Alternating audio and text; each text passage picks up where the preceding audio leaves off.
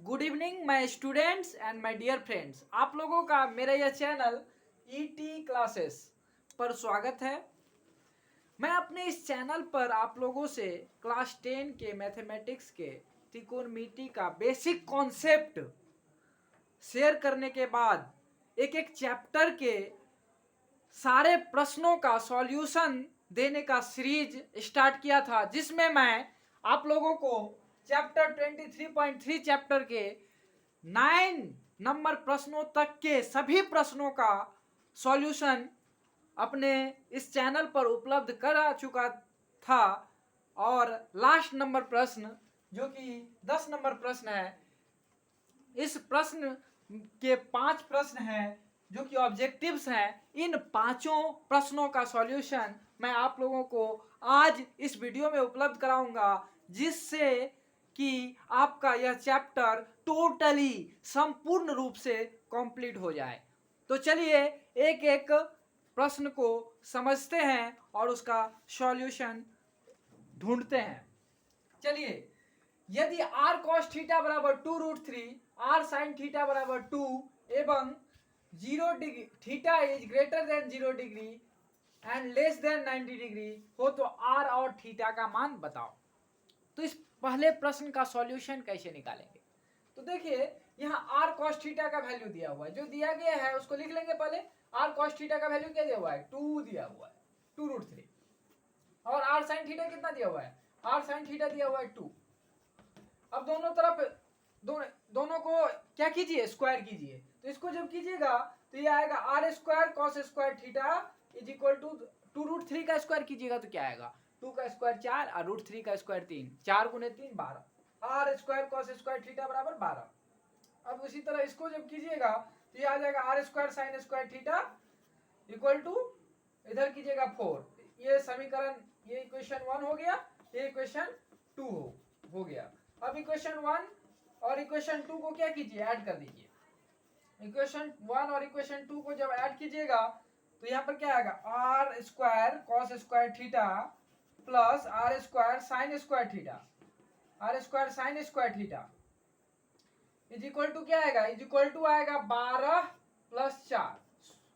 अब देखिए यहाँ पर आर स्क्वायर जब कॉमन ले लेंगे दोनों में तो यहाँ बचेगा cos square theta plus sine square theta, और यहाँ 12 में 4 जोड़ दीजिएगा 16। तो आर स्क्वायर का वैल्यू कितना आ गया? आर स्क्वायर का वैल्यू आ गया 16। R square into cos square theta plus sine square theta. अब देखिए cos square theta plus sine square theta का वैल्यू कितना होता है?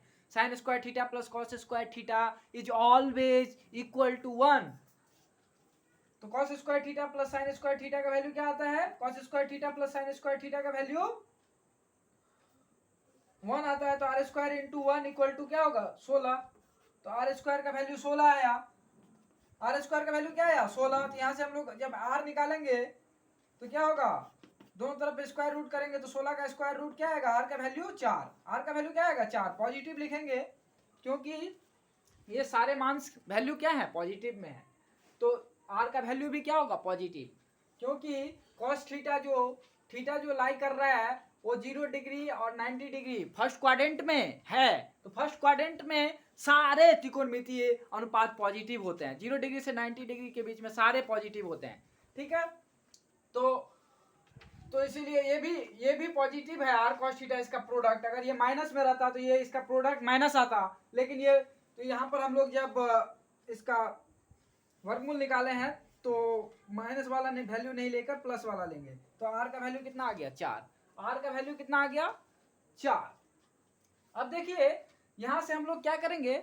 यहां से हम लोग थीटा का वैल्यू फाइंड करेंगे। ये तो मेरा आर का वैल्यू पूछा था, तो आर और थीटा का मान बताओ। तो आर का वैल्यू हम बता दिए। अब हम किसका वैल्यू बताएंगे? थीटा का वैल्यू। देखिए हम लोगों को क्या पता है? हम लोगों को पता है R cos theta is equal to कितना है? 2√3।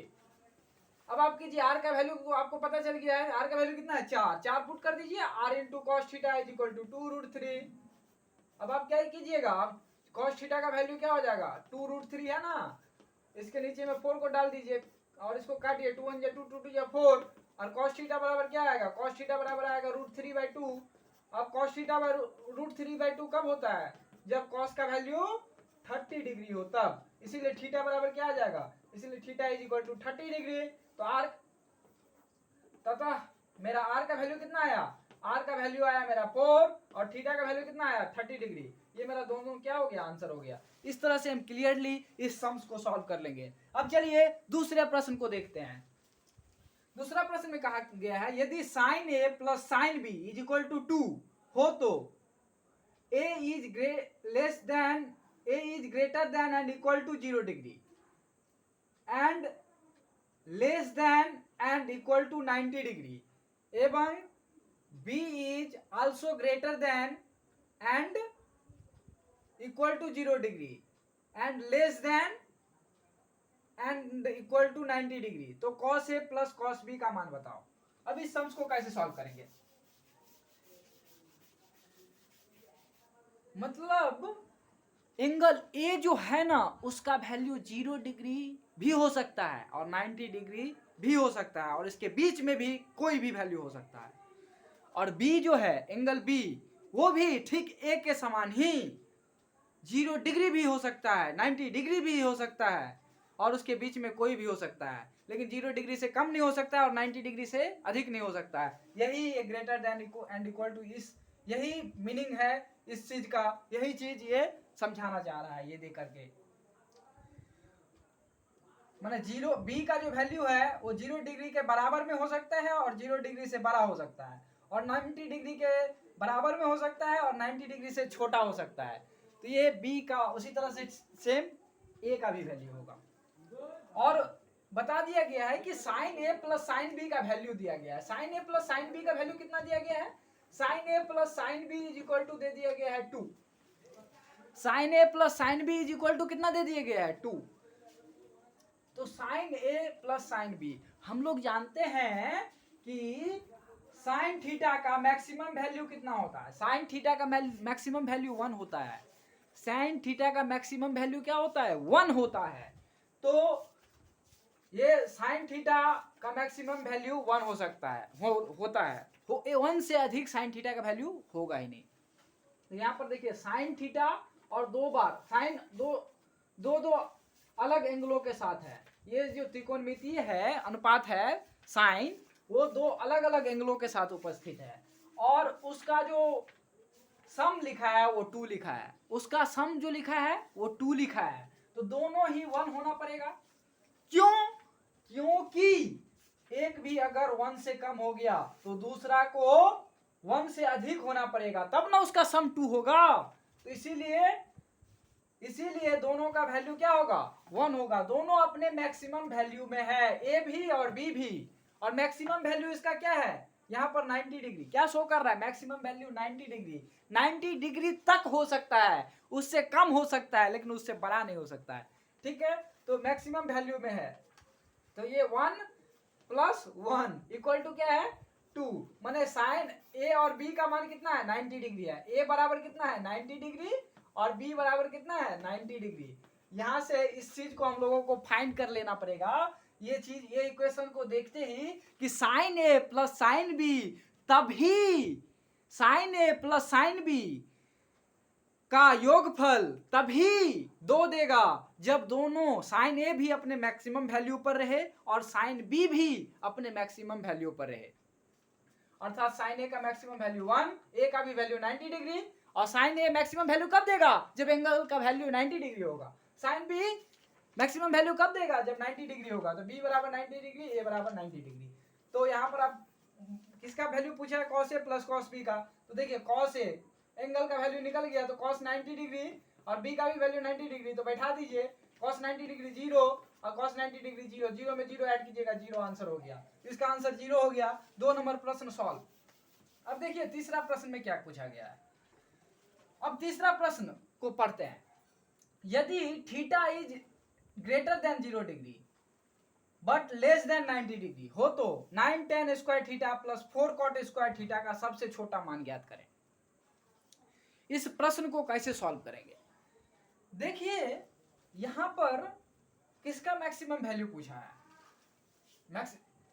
किसका सबसे छोटा मान ज्ञात करो। सबसे छोटा मान कम से कम मान, निम्नतम मान, मिनिमम वैल्यू निकालना है किसका, 9 tan square theta plus 4 cot square theta.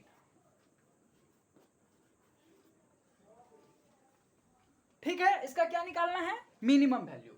और थीटा जो लाइज करेगा वो जीरो, थीटा का जो वैल्यू है वो हमेशा 0 डिग्री नहीं है, 0 डिग्री से बड़ा है और 90 डिग्री से छोटा है, 90 डिग्री भी नहीं है, छोटा है, मतलब 0 डिग्री से बड़ा और 90 डिग्री के बीच में थीटा का मान है, कुछ भी हो सकता है। तो उस स्थिति में 9 tan square theta plus 4 cot square theta का क्या निकालना है, मिनिमम वैल्यू, सबसे कम मान क्या होगा। तो कैसे फाइंड करेंगे, तो यहां पर हम लोगों को एक फॉर्मूला का इस्तेमाल करना पड़ेगा। मान लीजिए 9 tan square theta 4 cot square theta, दो ठो क्या है, दो ठो टर्म्स है। और यहां पर हम लोगों को एपी और GP, AP arithmetic progression, GP geometric progression, इसका फॉर्मूला का हेल्प लेना होगा। हम लोग जानते हैं जब हम एरिथमेटिक प्रोग्रेशन और ज्योमेट्रिक प्रोग्रेशन बताएंगे उसमें ये सूत्र होता है एएम, एएम का मतलब होता है, एएम का मतलब होता है arithmetic mean, arithmetic mean is always greater than and equal to geometric mean. अब ये दो टर्म का एरिथमेटिक मीन कैसे निकाला जाता है, दोनों टर्म को ऐड कर देंगे, 2 से डिवाइड कर देंगे, 9 tan square theta plus 4 cot square theta divided by 2। अब यहां पर क्या होगा, यहां पर होगा, यहां पर क्या करेंगे, यहां पर क्या निकालेंगे, यहां पर हम लोग निकालेंगे geometric mean, geometric mean root under 9 tan square theta into 4 cot square theta into 4 root under 9 tan square theta into 4 cot square theta. यहां पर लिखने की जगह यहां लिख देते हैं 9 tan square theta into 4 cot square theta. अब देखिए यहां पर क्या आ गया, यहां पर ये 9 tan square theta plus 4 cot square theta, तो इसी तरह लिखेंगे। अब देखिए यहां पर क्या आ जाएगा, tan स्क्वायर थीटा में cot स्क्वायर थीटा से मल्टीप्लाई कीजिएगा तो 1, और 9 में 4 से मल्टीप्लाई कीजिएगा तो 36, रूट के अंदर में 36 आ गया। अब देखिए और इसके नीचे क्या है, 2 है। अब इसको सॉल्व कीजिए, जब इसको सॉल्व कीजिएगा, जब आप इसको सॉल्व कीजिएगा तो यहां पर 9 tan square theta plus 4 cot square theta, ये चीज तो रहेगा ही, और यहां पर आ जाएगा 6, इसके नीचे में 2 है। अब हम लोग क्या करेंगे, दोनों तरफ 2 से मल्टीप्लाई कर देंगे, तो यहां पर 2 से अगर मल्टीप्लाई कर देंगे और यहां पर भी 2 से मल्टीप्लाई कर देंगे तो 2 कैंसिल, यहां 2 कैंसिल हो जाएगा, और यहां पर मेरा क्या बचेगा, यहां पर मेरा बचेगा 9 tan square theta, 9 tan square theta, 9 tan square theta plus 4 cot square theta, और greater than and equal to 6 में 2 से मल्टीप्लाई करेंगे 12। अर्थात क्या हुआ, 9 tan square theta plus 4 cot square theta का मिनिमम वैल्यू कितना होगा, 12। 9 tan square theta plus 4 cot square theta is always greater than and equal to 12। 12 तक हो सकता है, 12 तक हो सकता है, 12 तक उसका वैल्यू हो सकता है, नहीं तो हमेशा क्या होगा, 12 से बड़ा ही होगा, नहीं तो हमेशा क्या होगा, 12 से बड़ा ही होगा, नहीं तो हमेशा क्या होगा, नहीं तो हमेशा 12 से बड़ा ही होगा, 12 तक हो सकता है। इसका मतलब क्या हुआ, इसका जो मिनिमम वैल्यू है वो क्या है, 12 है। तो ये तीसरा प्रश्न का सॉल्यूशन यहाँ पर कंप्लीट किए। ये चीज आपको समझना होगा, arithmetic mean is always greater than and equal to geometric mean. ये सीक्वेंस एंड सीरीज पार्ट का चीज है। जब सीक्वेंस एंड सीरीज अलजेब्रा का एक चैप्टर है, जिसमें 3 progression, arithmetic progression, geometric progression और हार्मोनिक प्रोग्रेशन, HP, GP और AP 3 चैप्टर्स हैं। उन तीनों चैप्टर्स को पढ़ने से ये इसमें तो HB का यूज नहीं आया है, अरिथमेटिक मीन और ज्योमेट्रिक मीन का ही प्रयोग हुआ है। तो जब इन चैप्टर को अलजेब्रा में बताएंगे तब धीरे धीरे आपको इस चीज के बारे में भी नॉलेज आ जाएगा। नहीं तो फिर हम किसी सम्स से यदि जुड़े हुए चीज में ये बताएंगे तो वहां पर हम आप लोगों को क्लियर कर देंगे कि अरिथमेटिक मीन और ज्योमेट्रिक मीन क्या होता है। अरिथमेटिक मीन जो होता है जब दो टर्म अरिथमेटिक प्रोग्रेशन में होता है तो उसका अरिथमेटिक मीन दोनों को ऐड करके 2 से डिवाइड करके निकाल देते हैं। और ज्योमेट्रिक मीन कैसे निकालते हैं, दोनों को मल्टीप्लाई करके रूट अंडर कर देते हैं, तब उसका ज्योमेट्रिक मीन निकलता है। तो ये एक फॉर्मूला है ज्योमेट्रिक मीन का और ये फॉर्मूला है अरिथमेटिक मीन का। उसके बाद हम डायरेक्ट कैलकुलेट कर लिए हैं। इस चीज को आप क्लियर समझिएगा। चलिए अब हम चौथा नंबर प्रश्न का सॉल्यूशन स्टार्ट करते हैं। प्रश्न नंबर 4 में sin to the power 6 alpha plus cos to the power 6 alpha plus 3 sin square alpha plus cos square alpha का मान बताओ। ये चीज पूछा गया है। पूछा गया है sin to the power 6 alpha plus cos to the power 6 alpha, sin to the power 6 alpha plus cos to the power 6 alpha plus 3 sin square alpha cos square alpha, 3 sin square alpha cos square alpha. इसका value पूछा गया है। इसका value कैसे निकालेगा, तो सबसे पहले आप क्या कीजिएगा, sin स्क्वायर अल्फा का क्या कीजिए, क्यू कर दीजिए। sin स्क्वायर अल्फा का क्या कर दीजिए, sin to the power 6 alpha को क्या कर सकते हैं, sin स्क्वायर अल्फा का क्यू, और cos to the power 6 alpha को क्या कर सकते हैं, cos स्क्वायर अल्फा का क्यू। अब यहाँ पर देखिए क्या बचा, 3 sin स्क्वायर अल्फा, ये तो पहले से ही है, 3 sin square alpha cos square alpha, cos square alpha. अब देखिए यहाँ पर a cube plus b cube का फॉर्मूला लगा दीजिए। A cube plus b cube का फॉर्मूला क्या होगा, a plus b into a square minus a b plus b square. Factor वाला फॉर्मूला लगाइए। यहाँ पर ए साइन स्क्वायर अल्फा है और बी कॉस स्क्वायर अल्फा है। तो ए प्लस बी जब लिखेंगे तो हम लोग क्या लिखेंगे, ए मतलब साइन स्क्वायर अल्फा और प्लस बी माने कॉस स्क्वायर अल्फा।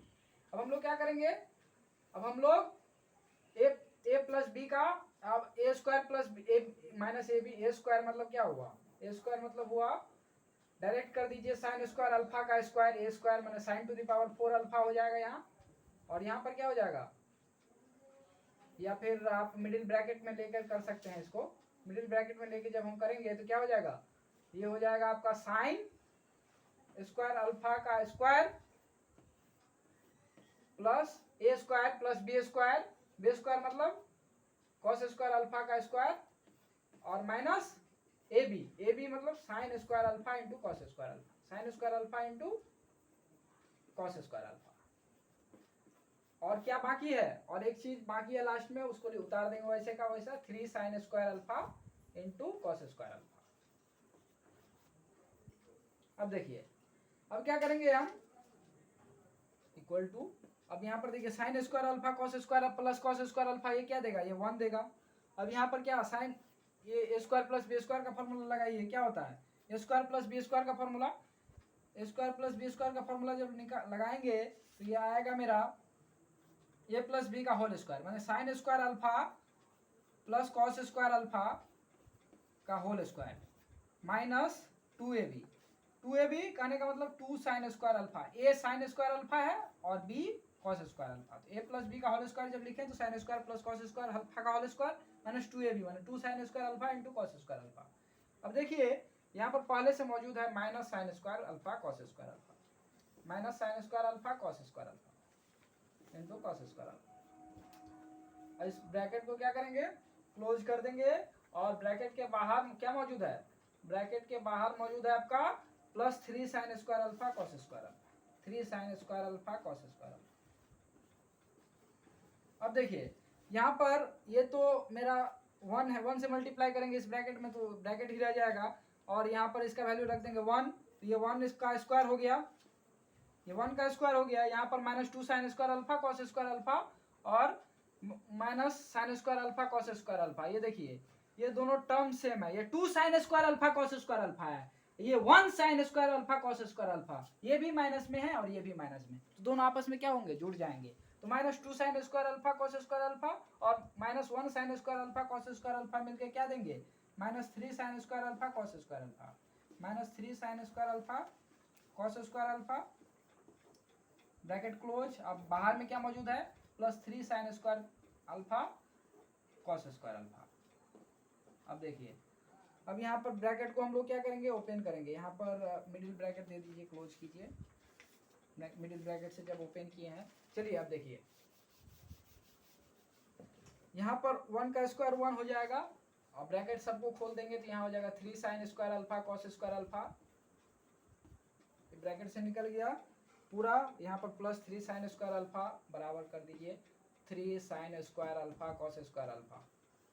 अब देखिए दोनों टर्म सेम है, सब कुछ सेम है, ये भी 3 साइन स्क्वायर अल्फा है, ये भी 3 साइन स्क्वायर अल्फा है, ये प्लस में है ये माइनस में है, तो आपस में क्या होंगे, सब्सट्रैक्ट। तो ये दोनों मिलकर क्या हो जाएंगे, कट जाएंगे, बचेंगे क्या 1, तो बराबर क्या हो गया 1 आंसर। ठीक है, तो sign to the power 6 alpha plus cos two the power 6 alpha plus 3 sign square alpha cos square alpha का मान कितना हुआ, 1 हुआ। कितना हुआ, 1 हुआ। तो इस तरह से इन सम्स को आसानी से हल कर लेंगे। अब देखिए इस 10 नंबर सवाल के अंतिम प्रश्न जो कि 5 नंबर प्रश्न है, उस प्रश्न को हल करते हैं। इस प्रश्न को यदि हल कर लेते हैं तो इस चैप्टर के सारे सम्स का सॉल्यूशन हम लोगों ने देख लिया। अब हम लोग इस प्रश्न का सॉल्यूशन देखते हैं। यदि कोसेक स्क्वायर थीटा बराबर 2 कॉट थीटा एवं थीटा जो है 0 डिग्री से बड़ा है और 90 डिग्री से छोटा है, तो थीटा बराबर व्हाट। तो क्या दिया है, यहाँ पर दिया है कोसेक स्क्वायर थीटा। क्या दिया है, cosec square theta is equal to 2 cot theta. अब देखिए कोसेक स्क्वायर थीटा हम लोग क्या जानते हैं, फॉर्मूला याद कीजिए। 3 ठो फॉर्मूला बताए थे त्रिकोणमिति का। Sine square theta plus cos square theta बराबर 1, cosec square theta minus cot square theta बराबर 1, sec square theta minus tan square theta बराबर 1। तो cosec square theta minus cot square theta बराबर 1 से कोसेक स्क्वायर थीटा का value जब cot square के term में निकालिएगा, कॉट स्क्वायर थीटा के टर्म में निकालिएगा, तो कोसेक स्क्वायर थीटा बराबर क्या आएगा, 1 प्लस कॉट स्क्वायर थीटा। अब यहाँ पर क्या होगा, 2 कॉट थीटा। जब हम लोग क्या करेंगे, जब हम 2 कॉट थीटा को इधर बुलाएंगे तो ये हो जाएगा 1 minus 2 cot theta plus cot square theta. अब ये क्या हो गया, ये a प्लस बी का होल स्क्वायर का a माइनस बी का होल स्क्वायर। a देखिए इसको सीधा करके लिख लीजिए, नहीं तो ये कॉट थीटा का स्क्वायर को a मान लीजिए माइनस 2 इंटू a माने cot theta into b 2ab plus b square माने 1 का स्क्वायर। देखिए 1 का स्क्वायर। अब क्या आया, कॉट ये क्या हो गया, ये आपका हो गया इक्वल टू, उधर कुछ नहीं बचा तो क्या लिख देंगे 0, उधर कुछ नहीं बचा सब इधर ही ला दिए तो उधर कुछ नहीं बचा क्या लिख देंगे, बराबर 0। ठीक है, अब देखिए यहाँ पर ये क्या हो गया, कॉट थीटा माइनस 1 का होल स्क्वायर बराबर 0। अब देखिए कॉट थीटा माइनस 1 का होल स्क्वायर कितना आया, 0 आया।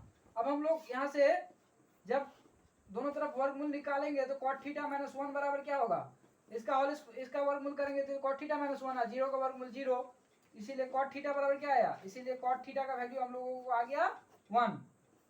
ये इंप्लाइज दैट ही दीजिए, कॉट थीटा बराबर 1।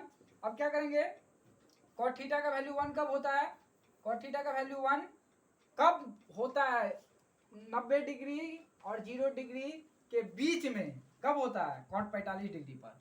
तो कॉट 45 डिग्री लिखिए 1 की जगह पर। अब कॉट यहाँ से हट जाएगा तो थीटा का वैल्यू कितना आ गया, 45 डिग्री, इसीलिए थीटा का वैल्यू 45 डिग्री, इसका वैल्यू भी हम लोग प्राप्त कर लिए। इस तरह से हम लोग आसानी से पांचों सम्स का सॉल्यूशन निकाल लिए।